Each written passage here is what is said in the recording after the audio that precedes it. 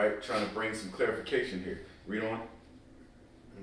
But Israel shall be saved in the Lord with an everlasting salvation. Ye shall not be ashamed nor confounded, world without end. That's right. And so we shouldn't be confounded or ashamed that we're the Israelites, right? Because we're that world without end. We are the Most High's chosen, right? And we shouldn't be ashamed of that. Of course, with the propaganda and all the programming that's taking place in America and throughout the world, a lot of people will be ashamed, a lot of our people are ashamed to say that they're Israelites, because for one, they don't understand what that means. They don't understand how they are Israelites.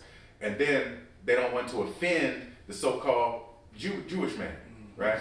But, we're not to be ashamed or confounded. So-called white man, he's to be ashamed and confounded, right? So we gotta get that spirit of confidence back on us by not rejecting the Most High, right? And doing thus saith the Lord. Okay? I got a precept Beautiful. on top of you talking about. This is Joel chapter 2 verse 27. And ye shall know that I am in the midst of Israel. Right. And that I am the Lord your God and none else. And my people shall never be ashamed. That's right. So we shouldn't be ashamed because the Most High has chosen us to be his people and nobody else. Right? So how is it that John 3:16 could be talking about God so loved the whole planet, every human being that's breathing, when that doesn't jive with any other of the Bible, right? Can't make sense of, we know the Bible doesn't contradict itself. So ask your Christian pastor, how can this verse be true and this verse be true in your false doctrine? Okay? It doesn't work. So you gotta change the way you're thinking, right?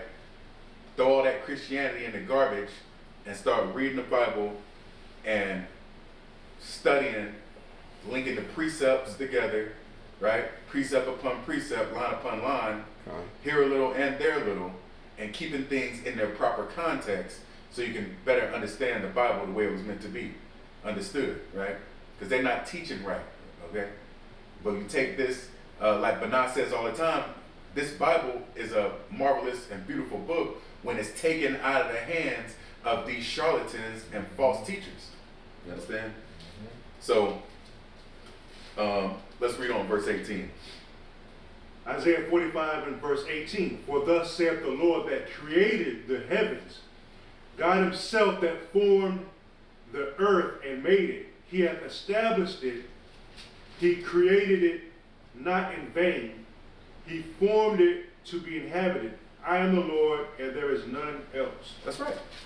The Most High created the world to be inhabited and to be ruled by the Israelites. Okay?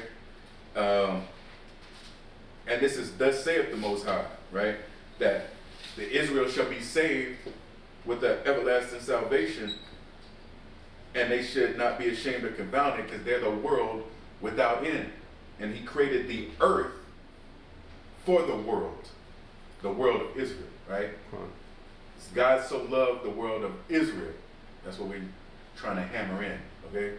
So now, let's go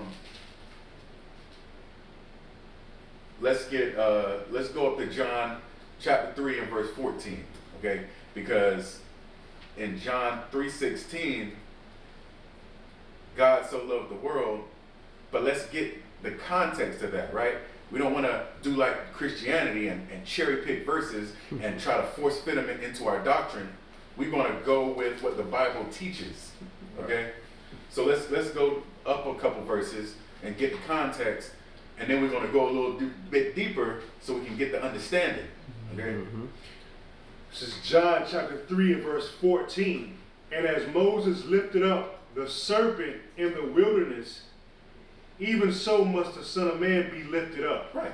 So if you ask your friendly neighborhood Christian, member of Christianity, I should say, well, what is that talking about when Moses lifted up the serpent in the wilderness? the crickets couldn't get no louder, right? They're not going to know, okay? So now let's shed some light on that, okay? Let's go to Numbers 21 and 5 through 10 so we can try to teach people the context of what this is talking about, all right? And this is why Christianity don't know nothing, because they try to avoid the Old Testament, the so-called Old Testament. Well, where do you think everything in the New Testament is coming from, right? This is referring back to the Old, okay? And if you haven't read that, you ain't gonna know, you're gonna believe that the Most High is here and loves the whole planet, and you'll be wrong, okay? So let's get this account in Numbers 21, 5 through 10. These are our records, people. So-called Black, Hispanic, and Native man. These are your records, okay? You need to understand this. You should know this. This is your history. This is your life and times of you and your forefathers, okay? So let's get this in Numbers 21 and starting at 5. Numbers chapter 21 and verse 5. And the people spake against God and against Moses. See, going off. That's how we are where we are right now, rejecting the Most High by talking against the Most High and his prophets. Go ahead. And wherefore have ye brought us up out of Egypt to die in the wilderness? For there is no bread, neither is there any water, and our soul loatheth this light bread. Right. So, complaint, being taken out of captivity by one of our saviors, which was Moses at this time, right? Our people still want to complain, right? Never satisfied, right? Blacks, Hispanics, and natives, the children of Israel, hey, they're a tough crowd, you know? So here they are, after being saved by their Most High power himself, right? And walking with him, being led by him into the wilderness where they're free, and nobody's over them, except the Most High, right? They're not having to be servants anymore, but they're so short-sighted that they miss the captivity because they had, they was getting food and water at that time, right? Not looking at the big picture, okay?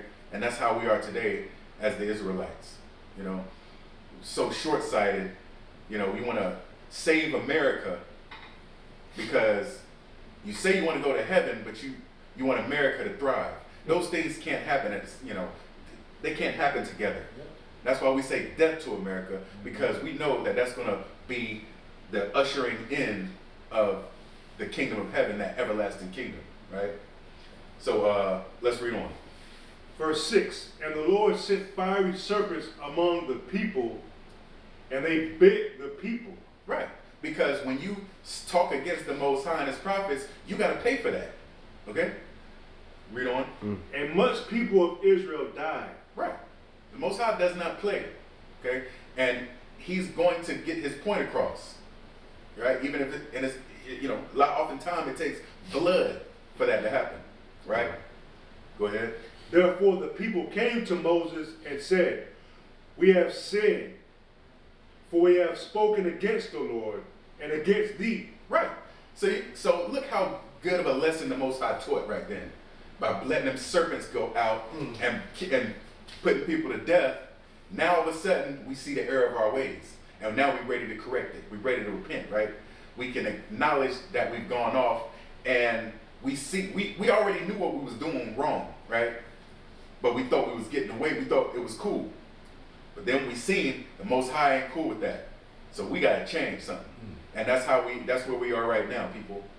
The Most High is not cool with the way the Israelites are operating, right? And that's why our punishment is harsh right now, okay?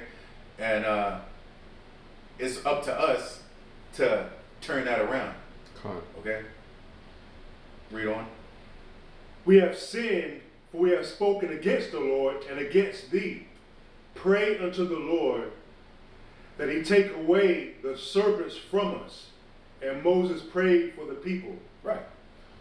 So, same way Yahawashi currently is the intercessor between us and the Most High. Moses at this time was the